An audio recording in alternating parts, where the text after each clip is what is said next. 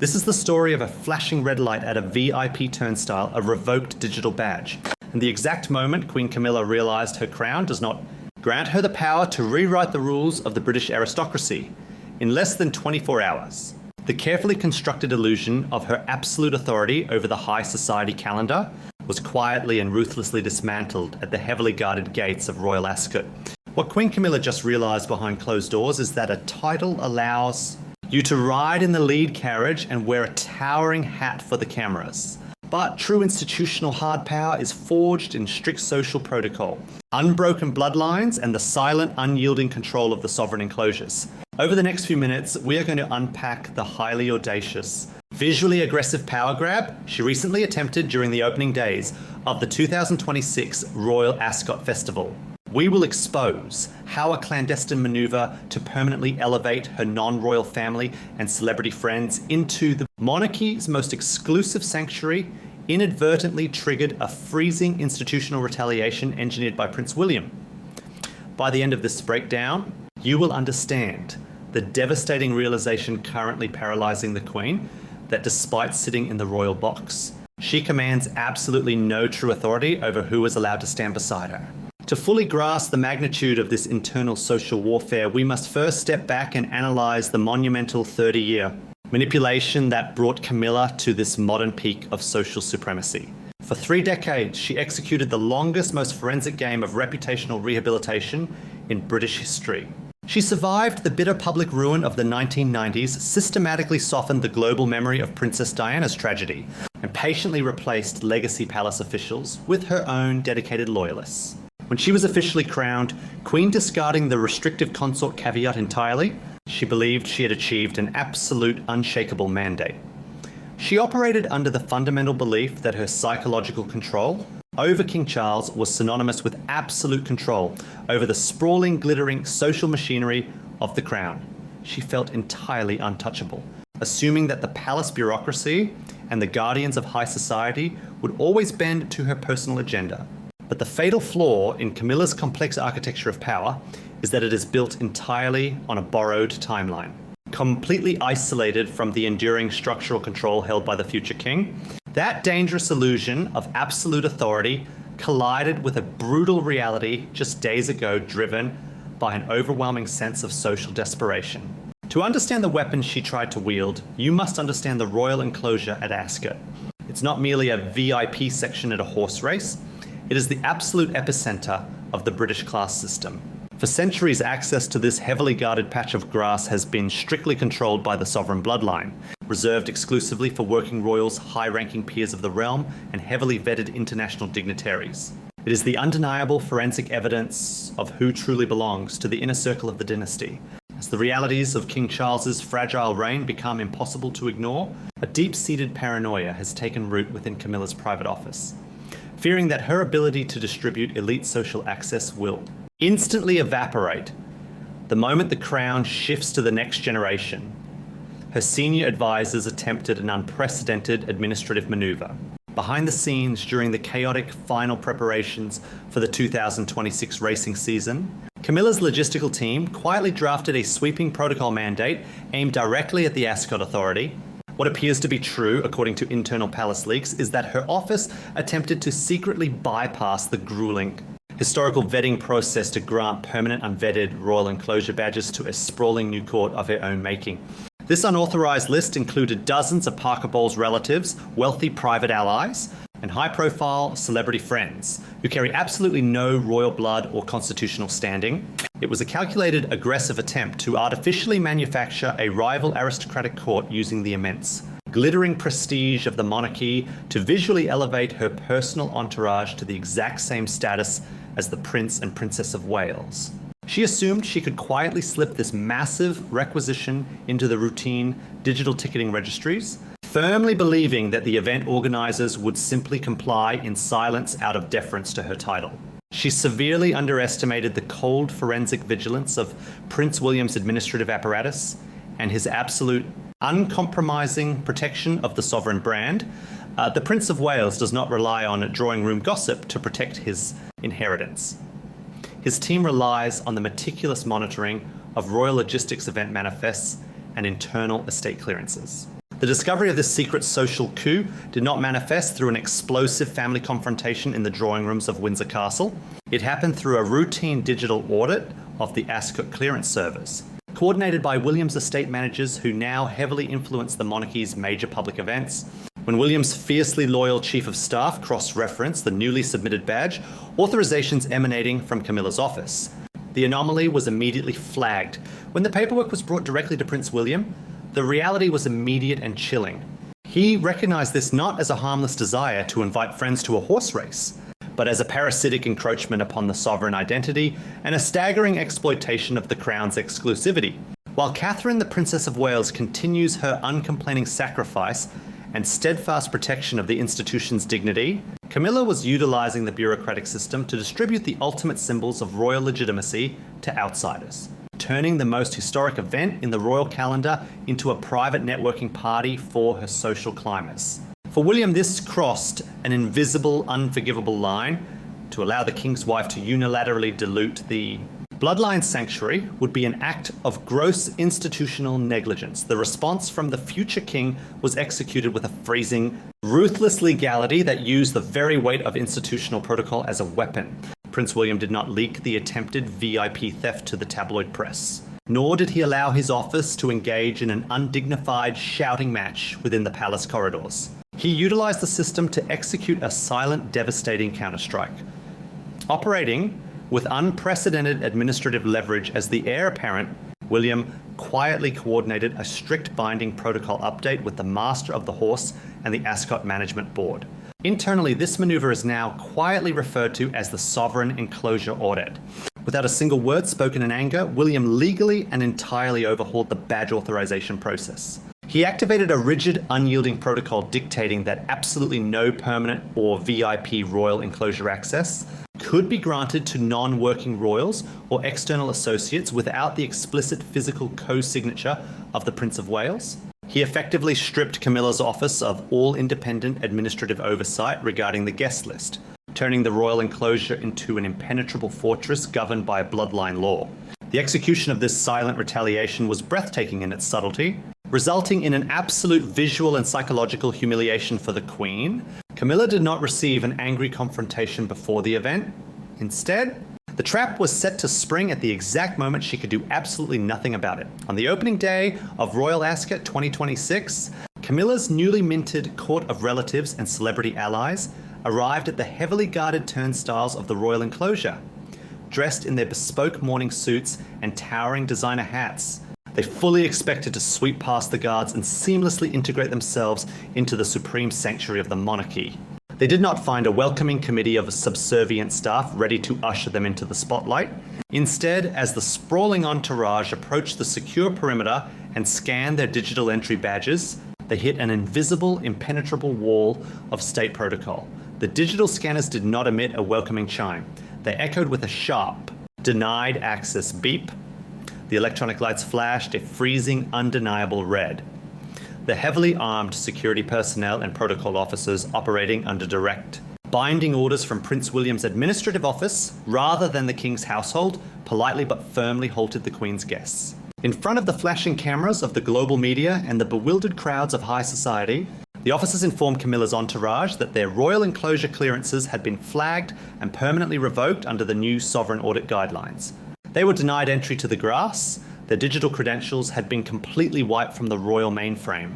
Furthermore, they were handed perfectly polite, heavily formalized seating reassignments from William's estate, efficiently rerouting them away from the VIP gates and directing them to a secondary general admission grandstand entirely separated from the royal inner circle. What looked like a routine security and ticketing glitch was actually a total dismantling of Camilla's social empire.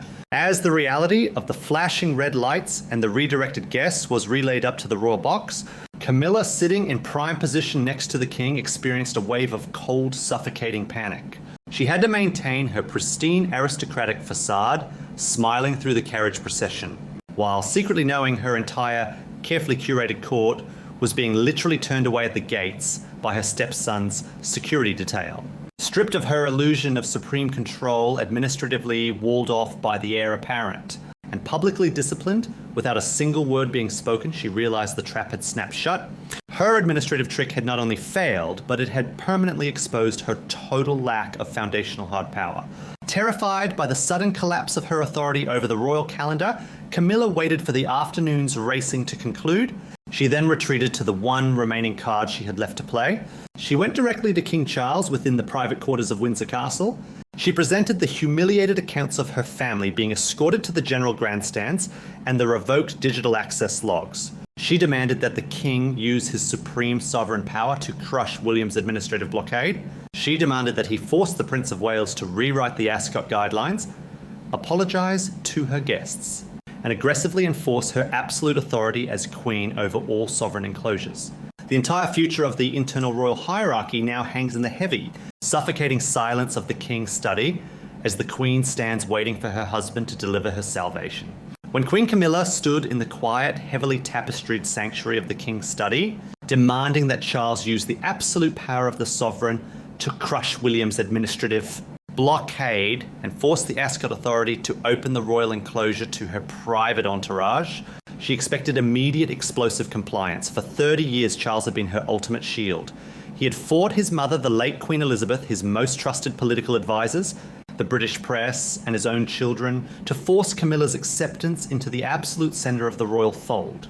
He had spent decades burning through his own political capital and public goodwill to protect her from the consequences of their shared history.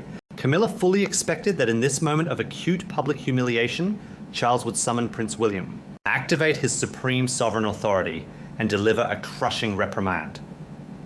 She expected the king to remind his heir that Camilla was the crowned queen, and that her family and friends must be granted unrestricted access to the most exclusive sanctuary of the British aristocracy to preserve her social dignity. But she encountered something far more terrifying than sovereign rage. She encountered a devastating absolute silence. What appears to be true, according to those familiar with the internal dynamics of the king's household, is that Charles simply refused to intervene. He did not yell. He did not defend his wife's aggressive attempt to hijack the Royal Enclosure for a private networking event. He looked at the revoked digital access logs. He read the legally binding sovereign enclosure audit issued by his son's administrative office. He sat in the suffocating quiet of his study, and he did absolutely nothing. This was the psychological climax of Camilla's decades-long campaign for total social supremacy, and it ended not with a grand declaration, but with a freezing realization. Charles is no longer the rebel Prince of Wales fighting for his mistreated lover. He is the king, and as the monarch facing his own profound vulnerabilities, ongoing health battles, and the fragile transitional state of his reign, his primary overriding duty is the preservation of the crown's historical and structural integrity. Charles knows with forensic clarity that the Royal Enclosure at Ascot is not a private VIP tent. It is the absolute visible manifestation of the monarchy's enduring mystique. To attempt to use his emotional weight to override a strict bloodline protocol, simply to appease his wife's social vanity and provide a global stage for her celebrity friends and non-royal relatives, would be an act of institutional suicide. To publicly or privately dismantle William's invocation of the enclosure audit would signal a chaotic, degraded monarchy that allows the king's wife to cannibalize the sacred social apparatus of the state for personal clout. In that singular moment of silence, Charles chose the unvarnished survival of the institution over the social ambition of his wife. Camilla learned the hardest lesson of her royal life. The king will no longer save her from the ultimate enforcer of the bloodline. To understand why this social lockout is so permanently catastrophic for Camilla, we must examine the staggering reality hiding behind her royal title. The public sees a queen riding in the lead carriage down the Ascot Strait, wearing historic diamonds and projecting the image of a supreme matriarch whose victory is absolute. They assume that because she wears the crown today, she holds the authority to dictate the social hierarchy of tomorrow. But behind closed doors, the forensic architecture of the firm tells a remarkably different story. Camilla owns virtually nothing of the royal future, and her handpicked court possesses absolutely no constitutional standing. Her secret maneuvering with the Ascot ticketing registries was never just about wanting her friends to have a better view of the finish line, It was a frantic, calculated attempt to secure a permanent visual foothold in the global aristocracy before her ultimate protector is gone. She knows that without King Charles, she instantly becomes a dowager queen with zero biological connection to the new monarch. Entirely dependent on the very stepson whose administrative authority she just tried to bypass. In the ruthless currency of the British monarchy, proximity to the sovereign centre is capital.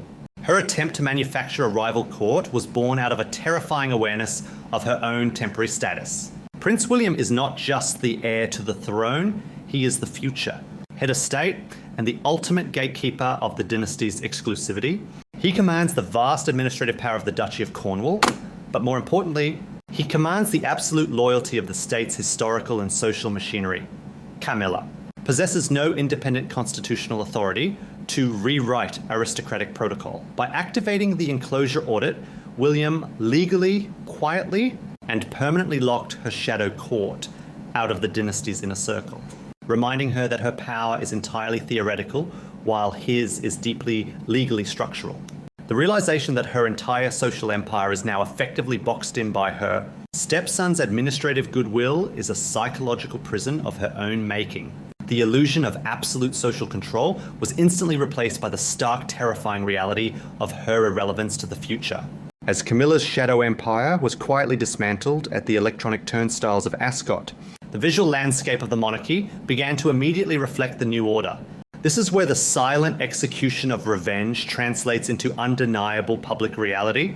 In the days following this internal crisis, as the racing festival continued, viewers and royal analysts noticed a profound, subtle shift in how soft power is being weaponized. The Princess of Wales emerged as a portrait of freezing aristocratic restraint without ever having to issue a single public statement defending her territory. Catherine did not need to negotiate for respect, demand better access for her own family, or throw a tantrum about guest lists. She simply allowed the massive, quiet weight of her husband's absolute authority to protect the institution. During the subsequent carriage processions and public appearances within the Royal Enclosure, the visual shifts were devastating to anyone who knows how to read the subtle language of the palace. While Camilla's social climbers were relegated to the distant, crowded grandstands, Catherine took her rightful place in the absolute centre of the sovereign grass, projecting an aura of absolute, unshakable permanence. She conversed flawlessly with international dignitaries and legacy aristocrats, effortlessly commanding the space. This was not a petty public relations choice. In the highest echelons of the British royal family's social placement is the forensic evidence of shifting power.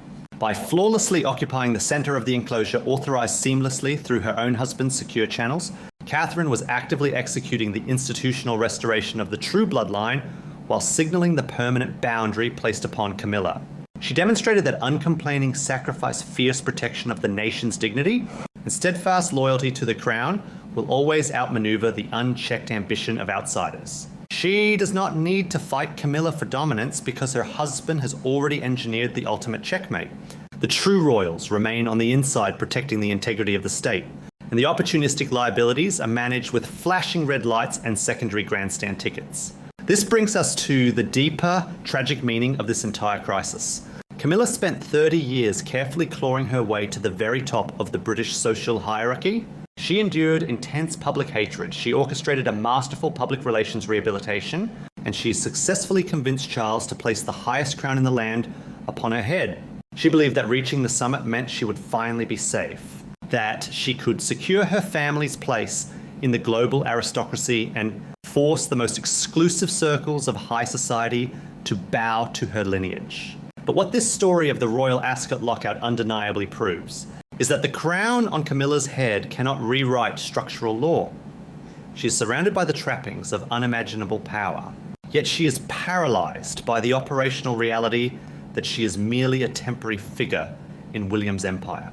She played a 30-year game of chess, sacrificing everything for the ultimate title, only to realize too late that the Prince of Wales dictates who is allowed to stand on the board. Camilla is now trapped in a gilded cage of her own making, sitting next to a king who will no longer defend her social climbing, walled off from the true historical authority of the monarchy, and forced to live under the absolute unyielding protocols of the next generation.